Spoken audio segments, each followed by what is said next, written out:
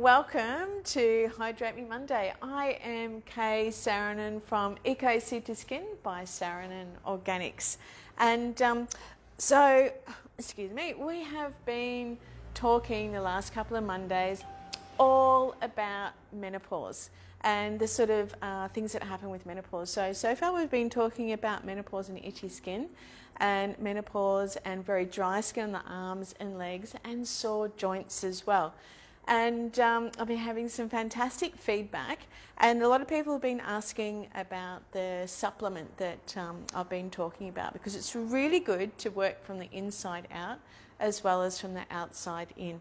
So I've talked a lot about the Sandra Gabow Collagen food. So this is the one that I use, and I love it because it's got silica, zinc and vitamin C in there. Just pop a little bit. You can either put it into your smoothie or you can have it neat. I kind of have it neat in a little bit of water. It's a bit rough, but it's fantastic. And it's also super, super important to feed yourself with whole food. So we had a smoothie that I popped the recipe on a couple of posts down, so you can have a look at that. So today what I really wanted to focus on was our face. Basically, really, from here up on your face. With menopause, as we talked about, we no longer produce estrogen, and estrogen feeds collagen. So you're going to see your skin dry out a lot more. But even previous to that, when I started my business, when I started making skincare many years ago now, my goodness, how long has it been? It's been about almost 14 years. I've been manufacturing for. I started off very medicinal, and then when I turned 40, I started to see a very big change in my skin. I started to see fine lines around my mouth, around my eyes. My skin kind of went a little bit harder and a little bit grey. So I really had to I had to do something about it. I had to research it. That's the kind of person I am. Because I also saw a lot of my customers and a lot of my friends were going through the same thing. And the common denominator was 40. And why? Why are we going dry at 40? So I did some awesome research, and I found out that at 35, we actually start to deplete our sebum oil. So sebum oil is what we create our cells within, and it's what we excrete and what keeps us youthful. So at 38 it starts to deplete. In that gap between 38 and 40, you sort of get a little bit of a combination skin. You kind of getting a lot drier, a lot more uncomfortable. When you hit 40, pretty much that's it. It's all over Red Rover, no more sebum oil. So when I hit 40, I also got rosacea on my cheeks. I'd never had rosacea before. And if you haven't had it before, and you do get it around the 40 mark, it is very much sebum oil related. So I actually formulated a cream to help with the rosacea, linking it with sebum oil. But then I had to go a step further. It's like, what is in sebum oil? What is sebum oil composed of? So I was very lucky to find a group of PhD students who were studying that exact topic. What is sebum oil? And so they had actually broken sebum oil down into 12 different components. Now, working out all the vitamins and the minerals that were in there, but also the oils, the type of oils that are in there. And they were best matching them in the natural world. So they matched vitamin E, which is actually 80% sebum oil, macadamia nut oil, jojoba oil, and also olive oil. So this was pretty exciting for me. There's a lot of vitamin C as well, and that's why such a great supplement with vitamin C is better on the inside than topical. But so with those 4 oils in mind, that's how I have created my skincare line for, let's say, well, it's for mature skin, but let's say worldly and wise. I think I might have to change it to worldly and wise, because I think that's what we are. So at 50,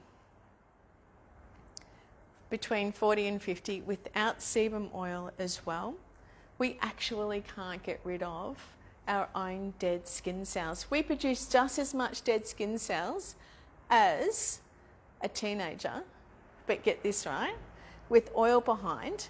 I can go for a swim in the ocean beside a teenager.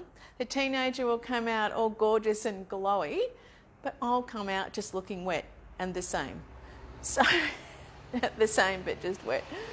So, and that's because with their oil, their dead skin cells can pretty much wash off. But we have to remove them ourselves, and it's quite fascinating under the microscope. If we don't actually get rid of them, they'll just keep forming and they'll just keep building. So under the microscope, it actually looks like concrete. So you can even probably YouTube it, where they'll put a pin in the skin and the pin doesn't pierce, it just sort of like does an indentation, and that's a build-up of dead skin cells. And so what happens, your moisturiser sits on top of those dead skin cells and it doesn't actually absorb in. When I started getting into doing face skincare, I got a lot of customers coming in and saying, well, you know, I use a face cream, a moisturiser, but it's not working. 9 times out of 10, I'll find out that they've not been taking off their dead skin cells. And the moisturiser, now I've all done it, the moisturiser you put on your face, it hasn't absorbed in, ends up on the pillow. You get an oily pillow. That's usually the reason why.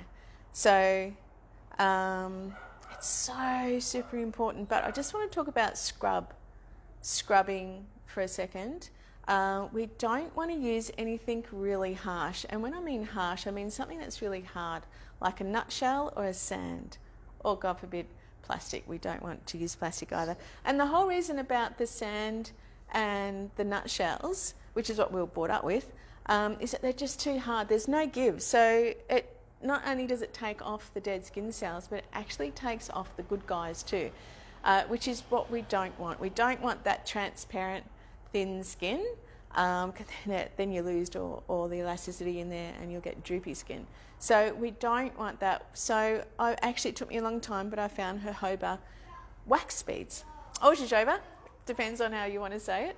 But the wax beads are fantastic. They are strong enough to take off your makeup, take off your dead skin cells, but then they melt and they moisturise. So this is a fantastic key. So, and I've so that's my scrub cleanser that I make, and with those tiny little jojoba wax beads, I actually put in there 4 times the recommended amount. So you don't need a lot. So, and the good news is too that you don't have to, at our age, we don't have to use a toner before we hop in the shower anymore. We don't have to use a cleanser to take off our makeup anymore. The scrub is a one-stop shop. So it does everything. So it's toning the skin. It's got a little bit of citrus essential oil in there. And with the jojoba wax beads, it's taking off your makeup too. And it's taking off your sunscreen as well. I've got a fresh herbal infusion in there too, to help clean, not strip, just clean the skin. And also I've got in there some lovely honey, some local low heated honey actually, because honey, we're doing a lot of work there, so we want to soothe the skin as well, and that's what the honey's doing. Now just a little bit of a tip also about scrubbing. Never stand there in the shower with the water going straight onto your face, and the reason being is that it's just too much pressure on those very delicate pores. We don't want to blast them. So stand with your back to the shower and just cup the water and put it over your face, then get a little bit of your scrub and start on your nose. And that's because that's the hardest point of your face. The pores are a little bit tougher there, and the wax beads are at their strongest. So start at your nose, bring them up around your forehead, around, start doing your chin, I do my neck, and then I just wash over my cheeks, because I've got a little bit of rosacea. You still need to get rid of those dead skin cells, but just a nice little gentle wash over. And again, just cup the water and just rinse all those, everything off. And look, if you've still got wax beads, don't wash them off, keep going, like keep using them and go down your arm. But I do have the coffee and body scrub for the rest of your body. You don't want to waste your beautiful jojoba one. So that's scrubbing in the shower. And then when you hop out, well, this is what I do anyway. When you hop out, I just pat dry my face. And then I get my serum. And so my serum, I make that with all of those sebum-like oils that I spoke about earlier. So that's got vitamin E, macadamia, jojoba, olive, and about 4 other different oils like almond oil, wheat germ oil, apricot oil. They're all good for puffy eyes. But what we're really looking for are those sebum-like oils. So, and I've got it in a roll-on, so it dispenses out exactly what you need. So you don't need to go backwards and forwards, because you're just going to waste the product. So what I do is I do a circle here, and I just go above my bone, under my eye, repeat. Then I do 2 on the top of my mouth, and then down my neck. Then I let it absorb in. I don't rub it in. Now this is something that is really super important. Don't rub it in. You don't need to rub it in. Well, the reason why not to rub it in is because our skin isn't as absorbent as what it used to be. So we just need time for our skin to absorb it and not to rub it. Don't force it into the pores. We don't want to clog those pores up. So then I do my hair, put my jammies on, and then by then my body's nice and cool as well, and my serum has absorbed in. And then I get my gorgeous night cream. So there's my night cream there. And when I put my night cream on, this is as much as I rub it in. I just allow it again to absorb in. Okay, my face has got cream on it, and from here up, I go out and I scare the hubby and the kids. But the most important thing is don't rub that in again. You're going to get more out of your product. Your skin is going to absorb it, and you're going to get better results. Just as a little experiment, with me being 50, I start rubbing that. All I'm doing now, because my skin's not absorbent anymore, I'm just thickening up that cream now. I'm shoving it in the pores, causing almost like a blockage. And the residue is going to stay on top. It's going to end up on the pillow. That's what we don't want. So my night cream. I actually also use my night cream day and night because I need that little bit of extra help. So if I'm feeling a little bit dry in the morning, I'll pop my night cream on as well. So I make this one with fresh aloe vera gel, locally heated honey, those 4 sebum oils that I talked about before, macadamia, jojoba, olive, and vitamin E. I also put in there a fresh herbal, very soothing herbs, so nettle, calendula, and chamomile. So this is lovely. And so because these are my 3 favourite products, I love these 3 products. So the scrub, the night cream, and the serum, I'm actually doing a 10% off all 3 of these products on our website. So I'll pop the link on too, so you can pick yourself up those 3. And all orders also over $100 have got free delivery.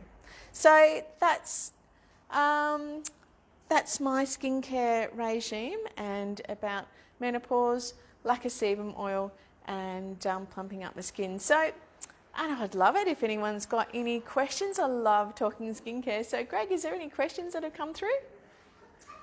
Question from last night. Why does my skin look grey? Very good question. Why does my skin look grey? So that is actually a build-up of dead skin cells. So, and that's what's happening. It's basically almost suffocating the skin. So by scrubbing off those dead skin cells, your skin's going to look brighter, actually. So, and that's what happened to my skin too. I really noticed that my skin was going harder, fine lines, a lot more fine lines, and also a grey tone. So great question. Thank you so much for that. Was there any other questions, Greg? No? Fantastic. Great. So thank you so much for tuning in. And I'll pop all those things on the bottom of the post. And thank you so much for tuning in. See you next week. Bye. It's good, darling.